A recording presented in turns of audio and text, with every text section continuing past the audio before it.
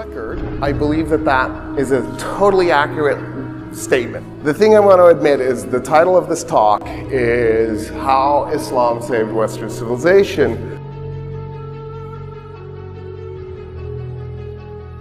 Assalamualaikum warahmatullahi wabarakatuh. Alhamdulillahilladzi arsala rasulahu bil huda wa dinil haqq liyuzhirahu ala dini kullihi wa kafa billahi syahida. Asyhadu an la ilaha illallah wahdahu la syarikalah wa asyhadu anna Muhammadan abduhu wa rasuluhu la nabiyya ba'da. Berjumpa lagi dengan channel saya Mars Techno. Saya doakan semoga semua sahabat dalam keadaan sehat selalu. Pada video kali ini kami akan menampilkan sebuah kuliah umum yang disampaikan oleh Dr. Roy Kasagandra. Beliau menjelaskan kepada siswanya di Austin School bahwasanya Islamlah yang menyelamatkan peradaban Barat. Nah sahabat, mari kita saksikan saja video selengkapnya dan saya akan sedikit mereaksinya. So the title of this talk is How Islam Saved Western Civilization. For the record, I believe that that is a totally accurate statement. There's nothing, this isn't an attempt to back away from that title at all. The thing I want to admit is the title of this talk is How Islam Saved Western Civilization. I have nested a contradiction in the title that I'm going to show you later on purpose because I like to do things like that. It's just my nature. So I just want you to know I'm admitting this right off the start. So to start this thing off though, I also want to admit something else, which is that I picked the title because there's a book that kind of inspired me. But the book is deeply flawed. And the book is How the Irish Saved Civilization. I got the book, I want to say like 22 years ago. And I hate doing this because I feel like it feels like I'm picking on somebody. But the book is deeply flawed. It's riddled with two contradictions, in fact. And the reason I'm bringing this up is because those are some of the contradictions I want to tease out in this talk. So here's the premise of the book. On September 4, 476 AD, the Roman Empire collapsed. It was a very sad day. There was much lamenting.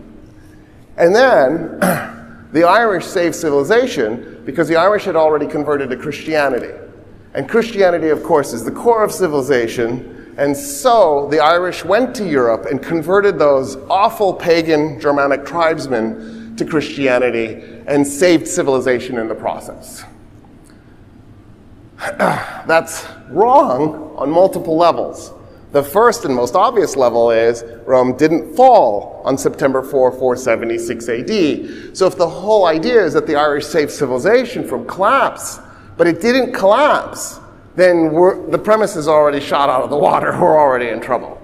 Rome fell May 29, 1453. It's almost 1,000 years later. This isn't a small error. This is a gigantic error.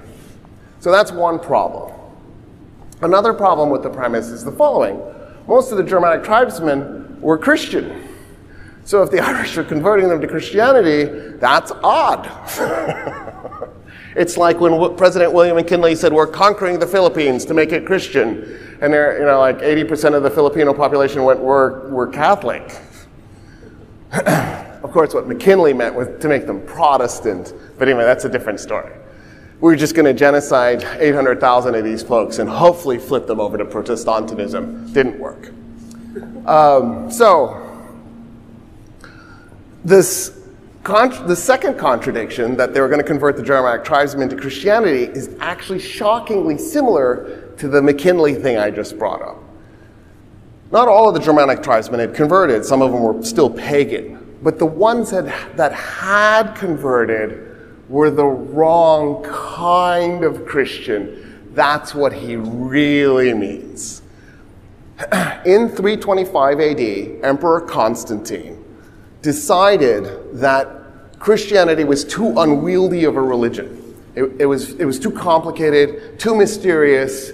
There were too many moving parts. And it needed to be toned down a little bit, in part to get rid of some of the contradictions. Like, for example, the Trinity. It was driving everybody nuts. right? How does this work? He's what?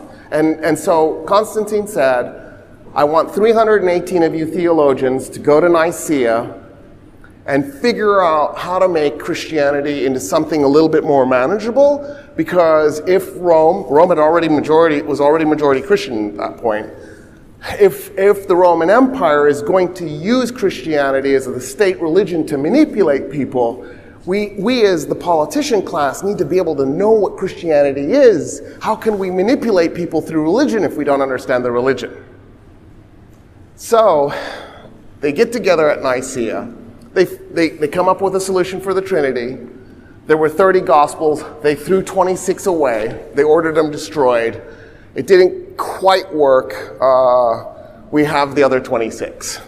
Most of them were found in Egypt by a farmer who was in the desert digging up phosphorus, and he hit a jar with his shovel, and he heard it crack, and he pulled the jar out, and he saw these leather-bound books. I want to say it was 46, 47, and he pulls out the leather-bound books, and he's like, I don't know what these are, but I know who will know. And he was Muslim, he went to the nearby church, the Coptic Orthodox Church, and he handed them to the priest, and the priest went, oh, I know what these are.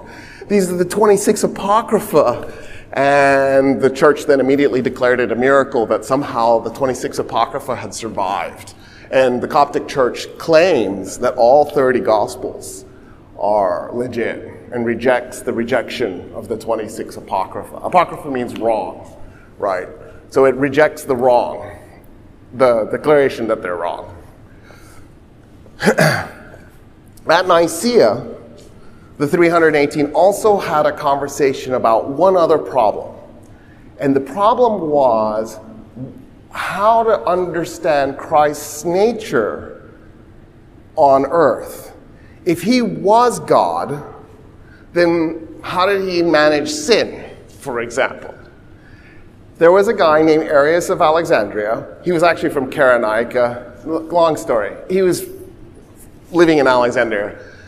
That's where he made his career.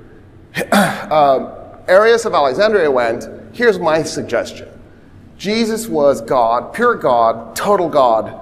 As a result, he was never tempted. Done. No sin. But the majority said, no, that's wrong. Jesus was God in a man's body. The body was tempted.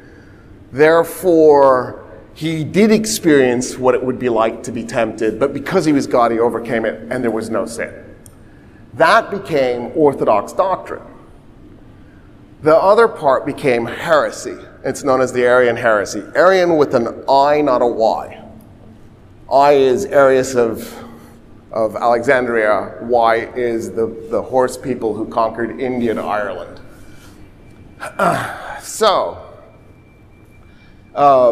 That's the Arian heresy. It took off in Egypt. It took off in Syria. And the Germanic tribesmen really liked it. So that's what's being converted. They're being taken away from the Arian heresy into what we would have considered mainstream Christianity. Of course, in the United States, the average American Christian is an Arian heretic. I can prove it to you. There is a Greek guy who wrote a book called The Last Temptation of Christ. His name was Nikos Kazantzakis. The Last Temptation of Christ is Orthodox Christian belief. Christ was tempted as a man, but overcame it because he was God. Americans went nuts when Scorsese turned this into a movie. The French also went nuts. They actually set a historical movie theater on fire while people were in it, because they couldn't believe that a movie that could be this heretical could be made, when the reality was they were the heretics. That was the church's official belief. I'm the only one that thinks that's hilarious. All right, fine. These are the types of contradictions I want to tackle, right? The assumptions that we go into these conversations with, like, oh, the Germanic tribesmen are pagans, and oh, right? And the reality is it's way more complicated. So to do that, I want to start with a definition of Western civilization. I've covered this before in other lectures, but I have to treat every lecture like a standalone. So if you've heard me before, forgive me for any redundancy. I will try not to focus too much on this particular definition just because I've covered it in other lectures, but I still need to do this. So if you take a college-level course, Intro to Western Civilization, and for the record, I'm a political scientist, but history is obviously a thing of mine, and I did teach for a few years with the University of Maryland University College, and I did teach their Intro to Western Civilization class. So I'm also telling you this as a person, as a recovering Intro to Civilization professor. Usually, every school is probably a little bit different because it depends on the textbook and the professor, but usually the class starts in 3,400 BC, or if you're like me and you reject BC because it's confusing, 5,400 years ago. And then the class usually goes, it depends again on the text and the professor, but it usually goes to 1648 with the end of the 30 Years' War, which didn't end in 1648 and lasted about 50 years, just for the record, just to make things not work. And then Intro to Western Civ 2 usually starts in 1648 and goes to the present, which I've always thought was remarkable because it shows our bias for the contemporary period, because we're going to take 5,000 years of history, 5,400 years ago, to 400 years ago, and we're going to compress that into 16 weeks, and then we're going to do 3.5 centuries in 16 weeks. It seems like an unfair distribution. We're literally giving the recent centuries 17 times the attention that we gave the old centuries. But okay, set that aside for a moment. Odds are good that your professor will start this class with maybe one, maybe two, but probably one lecture on Mesopotamia and Sumer and the beginning of writing. And then maybe the second lecture will briefly cover Egypt. And then from there, your professor is going to probably go on and spend a huge amount of time on the Greeks, an enormous amount of time on the Romans, and then the Middle Ages kick in, maybe a lecture on the Middle Ages. They lasted 1,000 years. Maybe it gets a lecture. And then there'll be a lecture or two at the end of the class because the Italians go, hey, I have an idea. Let's do the Renaissance. And that's a really exciting time period. And then the class ends with the completion of the 30 Years' War, when Protestants and Catholics slaughter each other wholesale in Europe.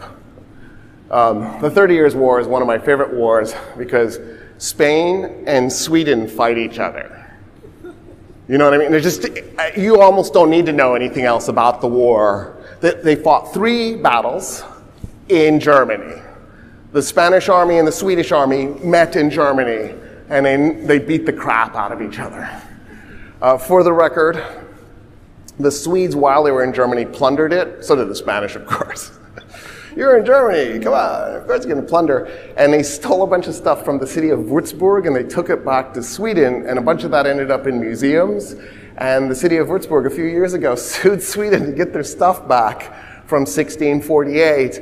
And the European Union went, no, sorry, too bad you lost it. I thought, wow. Why, you ask? Well, because if Stockholm had to return to Würzburg its plundered goods, then Berlin and London would have to return to Egypt and Iraq its plundered goods. That would have been a catastrophic event for museums in Europe, right? One of my favorite museums on the planet is the Pergamon Museum. It's in Berlin. If you love anything to do with the Middle East, it is amazing. You have to go to the Pergamon in Berlin. They have a whole Greek temple that the Germans took out of Turkey stone by stone. They have the gates of Babylon that they took out of Iraq stone by stone, and they erected it inside a building specifically constructed to have these 2 marvels inside them.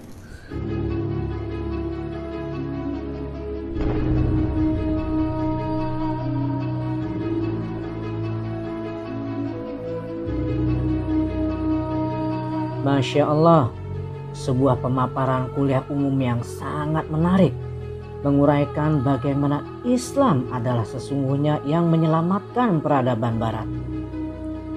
Beliau memulai kuliahnya dengan kritikan pada sebuah buku yang ia baca 22 tahun yang lalu, yang menurutnya sangat cacat dan begitu banyak kontradiksi, yaitu buku yang berjudul Bagaimana Irlandia Menyelamatkan Peradaban. Buku ini menurut beliau mempunyai beberapa kontradiksi. Kekaisaran Romawi pada buku ini disebutkan runtuh pada bulan September 476 Masehi, dan kemudian timbullah peradaban Irlandia. Karena Irlandia telah menjadi Kristen, dan Kristen tentu saja inti dari peradaban Irlandia. Irlandia mulai mempengaruhi negara-negara di Eropa. Mereka merubah suku-suku di Jerman yang sebelumnya pagan menjadi Kristen. Dan penyelamatan peradaban dalam proses menurutnya. Yang jelas kesalahan ada beberapa di buku tersebut urainya. Romawi tidaklah jatuh pada tanggal 4 September 476 Masehi, tetapi runtuh pada tanggal 29 Mei 1453 Masehi. Ini terpaut sangat jauh, sekitar 1000 tahun. Ini bukanlah kesalahan kecil, kesalahan yang fatal. Masalah lain dalam buku ini adalah mengatakan bahwa sebagian besar suku Jerman adalah Kristen. Jika Irlandia merubah menjadi Kristen, maka itu menjadi aneh. Itu sama saja seperti Presiden William McKinley mengatakan, kita menaklukkan Filipina menjadi Kristen. Mereka ini yang Anda tahu bahwasanya 80% dari populasi Filipina adalah Katolik. Tentu saja yang dimaksudkan oleh McKinley adalah membuat mereka menjadi Protestan. Bagaimanapun, ini sebuah cerita yang berbeda dan ada kontradiksi ujarnya. Nah sahabat, mungkin itu saja sedikit reaksi video dari saya. Mudah-mudahan bermanfaat. Wabillahi taufiq wal hidayah. Wassalamualaikum warahmatullahi wabarakatuh.